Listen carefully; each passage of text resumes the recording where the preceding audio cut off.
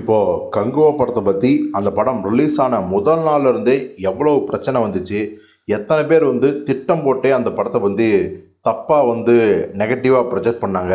இதனாலேயே இந்த படத்தோட அந்த வசூல் எப்படியெல்லாம் பாதிக்கப்பட்டுச்சு அப்படிங்கிறத நம்ம தொடர்ந்து பார்த்துட்டு தான் இருக்கோம். நம்ம மீடியா தர்பார் சேனல் அதை பற்றி பேசிக்கிட்டு தான் இருக்குது. நிறைய பேர் இது மொக்க படம், இது ரொம்ப ரொம்ப வேஸ்ட்டு, தமிழ் சினிமாவின் சாபம், இந்த ரேஞ்சில் எல்லாம் பரப்பி விட்டாங்க. ஆனால் 2 நாட்கள் 3 நாட்கள் கழித்து பார்த்த ஆடியன்ஸ் படம் அவ்வளவெல்லாம் மோசம் கிடையாது, நல்லா தானே இருக்குது அப்படின்னாங்க. கிட்டத்தட்ட இப்போது படம் ரிலீஸ் ஆகி 2 வாரத்துக்கு மேலே ஆகுது.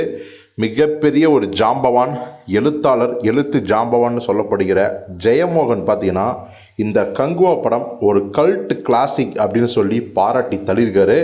அவர் என்ன சொல்லியிருக்காரு அப்படின்னா, பாருங்க, கங்குவா படம் ஒன்றும் காவியம் இல்லை, தீவிரமான திரைப்படம் அப்படின்னு அவங்களே சொல்லலை. இத்தகைய சினிமாக்கள் பொதுவாக சிறுவர்களை, இளைஞர்களை உத்தேசித்து எடுக்கப்படும் காட்சி கேளிக்கைகள். அந்நிலையில் எல்லா நிமிடமும் திகைப்பூட்டும் காட்சிகளுடன் கங்குவா ஒரு சிறந்த பொழுதுபோக்கு படமாகவே உள்ளது. அது மேல்நாட்டு அகன்ற காட்சித்தன்மை கொண்ட சினிமாக்களின் பாணியில் அமைந்துள்ளது. திரையரங்க அனுபவம் அளிப்பது.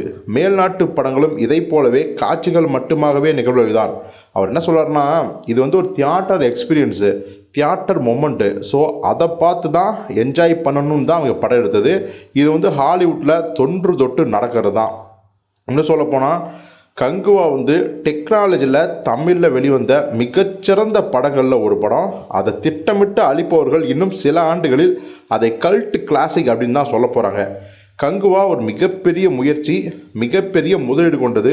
அதை இப்படி திட்டமிட்டு ஒழிக்க முடியும் அப்படின்னா அதே தொழிற்சூழல் அஞ்ச வேண்டும், சினிமாக்காரங்க பயப்படணும்னு சொல்கிறாரு. ஏன்னா யாரெல்லாம் ஒரு படத்தை கழி ஊற்றுறாங்களோ இப்போ கங்குவாவத்தை, அது அவங்களுக்கு திருப்பி நடக்கலாம் அப்படிங்கிற அபாயம் இருக்குது அப்படிங்கிறதையும் ஜெயமோகன் சொல்லியிருக்காரு.